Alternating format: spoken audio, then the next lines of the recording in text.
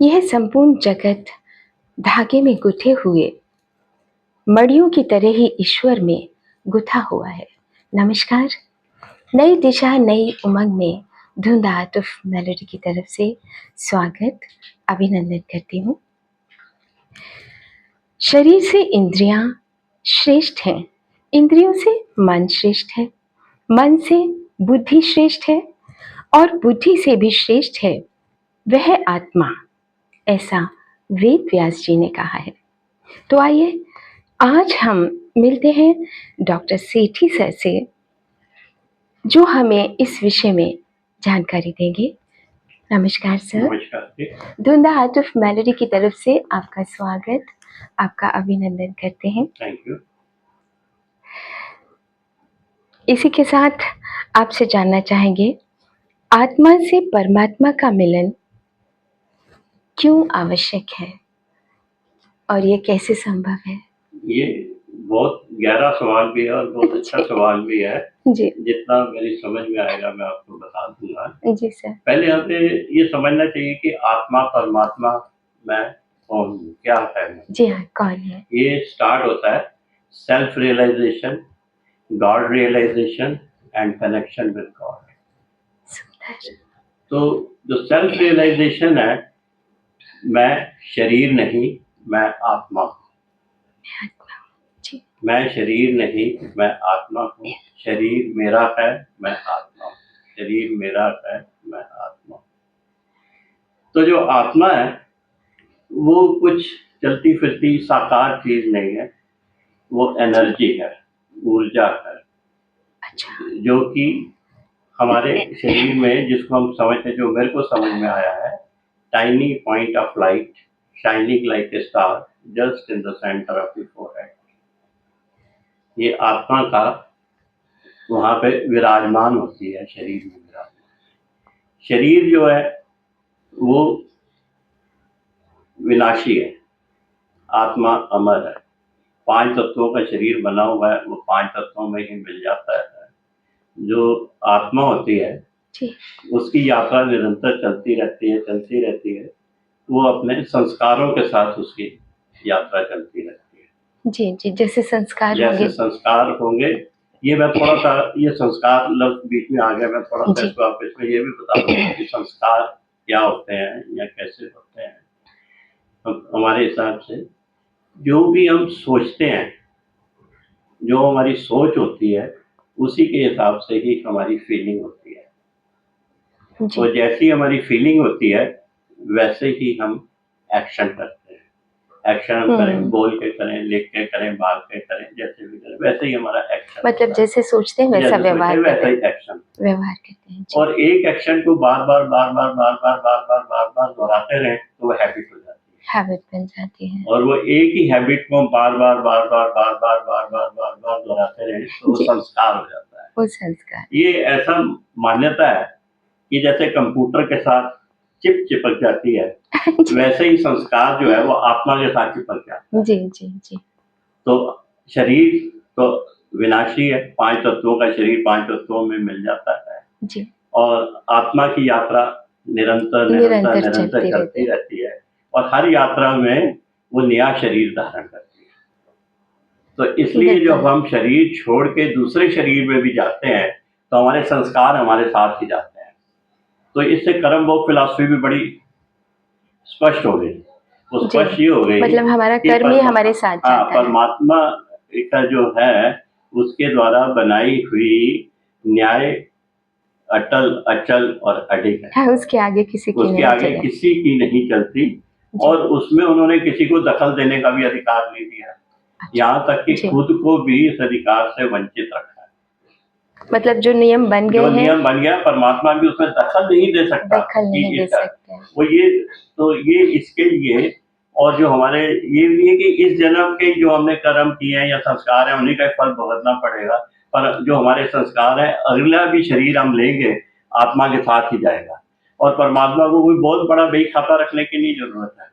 तो सीढ़ी हमारे पास ही छोड़ी हुई है, हमारे पास ही छोड़ी हुई है। जब वो अंकुरित होते हैं, प्रकट होते हैं तो हमें उनका फल मिल जाता है। तो जो आत्मा जो है परमात्मा शायद एक तो ये हो गया, और शरीर, आत्मा, परमात्मा, जैसे आपने बोला शरीर, मन, बुद्धि, आत्मा, परमात्मा। जी। ये जो आत्मा जो है, ये एक पुल का काम करती है, ब्रिज का काम करती है। अच्छा। इसके बीच में शरीर, मन, बुद्धि, उधर आत्मा, उधर परमात्मा हो गया, और बीच में आत्मा हो गया। बीच में है, बहुत और सुंदर। आत्मा जो है वो परम पिता परमेश्वर की संतान है। शरीर परम पिता परमेश्वर की संतान नहीं है, क्योंकि हर शरीर के माता पिता होते हैं। जी, आत्मा जी। जो है वो परम पिता परमेश्वर की संतान है। जी। तो आपने बड़ा अच्छा सवाल किया, परमात्मा से क्यों हमें क्यों मतलब लगन लगानी चाहिए, क्यों क्यों लगानी करनी चाहिए? चाहिए। जी, जी। एक बच्चे को तो अपने माँ बाप के साथ लगन लगानी है, हर किसी को पता है और हर कोई लगाता है। मतलब वो लगन लगानी बड़ी जरूरी है, परमात्मा से जो लगन लगती है। और जो हमने आपको कर्म भोग फिलॉसफी बताई, जी। उसको भी जो भी उसके पॉजिटिव और नेगेटिव नेगेटिव। इफेक्ट्स हैं, जी। उसको हम ठीक तरीके से अपनी जिंदगी के ठीक तरीके से चलाने के लिए जी। परमात्मा की बहुत जरूरत है। जितनी परमात्मा में लगन है, परमात्मा कहते हैं हाईएस्ट पॉजिटिव, हाईएस्ट पॉजिटिव। बचपन से 100 कहा के भी बाद जाता है कि 99, 1 to 99 हो सकता है, जी, 100 परमात्मा ही है। तो हमारी जिसके साथ दोस्ती होती है, जिसके साथ हमारी लगन लगी होती है, जैसे हम उसके पास जाते हैं तो वो चीजें हम अट्रैक्ट होती हैं, हमारी तरफ अट्रैक्ट होते आती हैं। हैं। जी, तो जी। परमात्मा के जो गुण, शक्तियां और दुआएं हैं, वो क्या है? शक्ति ज्ञान की, जी, शक्ति, जी। शांति, प्यार, पवित्रता, सेहत, सेहत भी बड़ी अच्छी है, जी, जी। शारीरिक, मानसिक, सामाजिक, आध्यात्मिक। शक्ति सहनशीलता की, शक्ति खुशी की, शक्ति खुशहाली, और ये सब चीजें हो जाती है तो we are in a state of bliss. तो हम जितनी परमात्मा से लगन लगाते हैं, जितनी दोस्ती करते हैं, जितना करते हैं, तो ये चीजें हमारे अंदर अपने आप आनी शुरू हो जाती हैं, आनी शुरू हो जाती हैं। तो हमारा जो कर्म भोग फिलॉसफी के हिसाब से जो पॉजिटिव चीज है, जी। वो हमारे सामने आएगी, और ये शक्तियां हमारे पास हैं, तो राई के बराबर भी आएगी, तो हमें पहाड़ के बराबर आनंद मिलेगा। बहुत सुंदर। और अगर हमारे जो नेगेटिव हैं, वो पहाड़ भी आएंगे, तो राई के राई के बराबर बराबर। उनका मतलब है इफेक्ट होगा। तो इससे हम अपनी जिंदगी को अच्छे तरीके से चला सकते हैं। ये जिंदगी भी और अगली जिंदगी भी अच्छे तरीके से चला सकते हैं। इसलिए परम पिता परमेश्वर से लगन लगाना, दोस्ती करना, उनको जिस रूप में भी हम याद करना चाहें, उनका सिमरन करना, उनसे जरूर करना चाहिए, हर किसी को करना चाहिए। बहुत इससे ज्यादा फायदे की और कोई चीज हो ही नहीं सकती। बचपन से जैसे लोग सब कहा जाता है कि अच्छी संगत में रहो, आपके मित्र अच्छे होने चाहिए, ये तो इस विषय में आप क्या कहना इसी के साथ ही जुड़ा हुआ है, इसी के साथ इसी के साथ जुड़ा है। शरीर के जो है उसके अलग तरह की ईश्वर संगति की होगी, हाँ जी। आत्मा की अलग तरह से संगति होगी। तो हमें पर ये सबसे बड़ी ये चीज है कि शरीर का आत्मा के बिना और आत्मा का शरीर के बिना कोई अस्तित्व नहीं, दोनों ही एक दूसरे के लिए पूरक है। ये सवाल मैंने एक बच्चों के लिए बस कर दिया था आपसे। छोटे बच्चों से अक्सर कहा जाता है नहीं उसके साथ आपको नहीं खेलना है, वो ठीक नहीं है, वो बच्चा अच्छा है उसके साथ अपनी संगति अच्छी रखो। वो बच्चे में कोई खराबी नहीं है जी, वो उसके जो गुण और अवगुण है उनमें है। हमें किसी के साथ उसको ये नहीं कहना ये खराब है, ये अच्छा है, ये अच्छा है। उसके जो गुण और अवगुण है उसको अपने फॉलो करने के लिए कोशिश करने चाहिए। उसके जितने गुण हैं उसको हम अडॉप्ट करने की कोशिश करें, और अवगुण के लिए परमात्मा से प्रार्थना करें कि इसके अवगुण धीरे धीरे कम होते जाए। एक अच्छे व्यक्तित्व के निखार के लिए हमें किन किन बातों का और ध्यान रखना चाहिए? मैं तो सबके लिए यही एक संदेश देना चाहूंगा, जी, जहाँ पर भी हैं हम, जैसे भी हैं, जिस हाल में हैं, जी, हमें खुश रहना चाहिए, और आसपास जो हमारे लोग हैं उनको खुश रखने की कोशिश करनी चाहिए। जी। अगर वो हो जाए तो बहुत अच्छा है, नहीं तो प्रभु हरी इच्छा।